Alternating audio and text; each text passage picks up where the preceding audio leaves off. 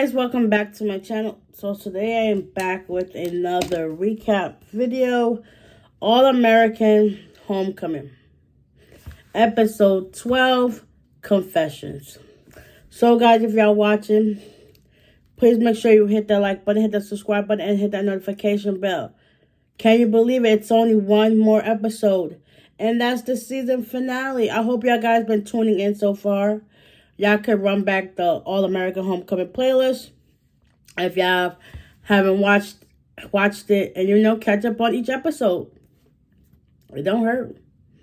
Okay, with that being said, let's get into this. So it's now Bringston's homecoming. They have a whole bunch of events set up. Also, it's Thea and Simone's tennis tournament. And basically, Coach Lonnie, it's like you hardly see her, but she's watching. She basically have them, like, I think it's Deidre and Simone. She has them they play against each other. Even though they play against other schools, they actually have to compete against each other to see who's going to be in the top 6. So whether they can continue playing tennis this year or for next year. So yeah, so it starts off with the homecoming. And everything is going good. It's like Coach Turner, he's still spiraling out of control. Damon, his mother comes as he's out with Thea. They're on a date or whatever. And his mother comes and she's like, his mother basically took it back, like, I haven't heard nothing about this girl. She was probably thinking that he was with Simone, like they finally made it official, because everybody can see that there's some chemistry between them two since they interacted when there was that homecoming for spring break that year. They've been, like, you can tell there was some things there. So Damon's been trying to figure it out, like, how to tell his mom that Celine's his birth mom and that his dad is really his dad.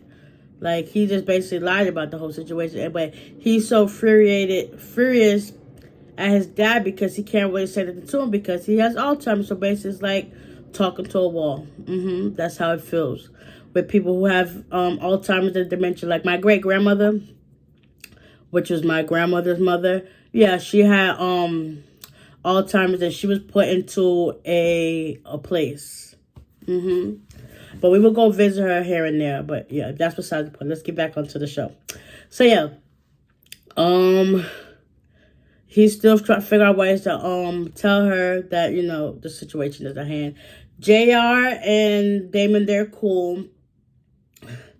Like, they're just trying to adjust of being officially brothers, even though they've been brothers from day one. But y'all get the gist of how things go. Simone, she's basically focusing on her tennis tournament to see if she can get into the top 6. Keisha, she's ready to be in a relationship. So she's like find ways so that she can talk to Cam. And if it wasn't for Keisha, Cam wouldn't be with Gabrielle joining that singing group. So he basically be like, she was trying to say stuff to him, but he kind of like brushed it off, and it was just like, okay, I'll just catch up with you another time. So they did that. Let me see, Damon. Damon goes to support Thea during her match. And while Thea's there, one of her rivals from, I guess she played her in the past, she was there. And she was like, you're good, but you're not better than me. So basically she kind of doused like her confidence level, and Thea was just going through it. And Simone was like, Thea, as your friend, I hate her. And Thea was like, that was the most nicest thing you ever said to me. I was like, what? Sportsmanship is everything, but it's like, you know when to say enough is enough. So in doing so, that girl, her name is Katya, she ended up destroying Thea's rackets, all three of them. And rackets are not cheap. Like, it's once you get used to playing a certain way, like, you find that racket that's like, okay, this is what I need to use every time. And she destroyed it. So doing so, Simone lent her hers. And yeah. So then Damon and Simone, they have a little sit down talk finally, because it felt like forever that they wasn't going to talk again and be friends again. And Simone was like, well, when I said we can always support each other, it was like, yeah, how can I not forget? Well, we're friends, so there's no complicated blood between us and stuff like that. And then Thea, she actually stood back and overheard the whole conversation. So eventually, Damon and Simone, they're back cool. They both wondered, like, what would the relationship be if, like, there was, like, no Jordan or no Thea. And they was both agreed, like, all the time I think about it, but it's like, it is what it is now. Simone's single and Damon's with Thea, so it is what it is.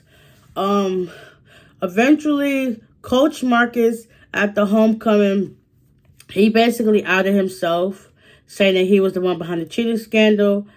And Ralph was there. He was just looking like, okay. He made a whole rant or whatever, but it's like, just own up to your mistakes. I understand you don't want to because that's just what your friend's going through. But he's basically spiraling out of control. He left and he doesn't want nobody to find him.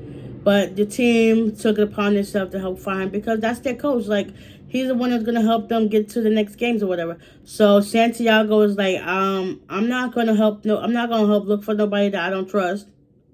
And he walked off with a couple of other players, and the ones that stood by, they was help looking for him. So eventually, Keisha and Cam, they had like it's not like a sit down because they were basically outside. So basically they were outside together, and they, Keisha finally read what was on her mind, and now, she got a boyfriend. So them two was like gonna be good. After also Amara, she's basically, she figured out the merger between the two schools, and she also asked some of her colleagues to help fund. They was able to fund $4 million, but that wasn't enough because Veronica basically wanted to be like a predominantly white school. She wanted to add in like app investors to put on the wall, basically taking away Brinkton's identity, which is a predominantly black school, HBCU. Okay, like don't try to integrate it. And Zeke finally stood up to her and was like, no, we're not trying to change it. We're going to keep it this way. So eventually, they have to raise more money by the end of homecoming weekend, which is literally 2 days. Like, how are they going to do that? But we're going to see if they can pull it off. Also, yeah, after Amara had called the family, that's what she said. They have to raise more money by the end of homecoming weekend. Damon and his mom, they had their talk. She came to the conclusion that, okay, yes, maybe the father was behind the stuff afterward, because when he supposedly adopted him, and every time she, if the situation came, she gave it to the father, which was Xavier. So basically, he handled the adoption process.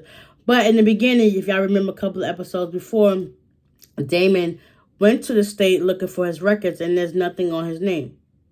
So basically, his father, his biological father, told his wife that he was adopted, but he's really his son with a stepmother. Yeah. So while he was married to his mother now, his adoptive mother, he had an affair with his biological mother, and henceforth, he was produced. Which is crazy.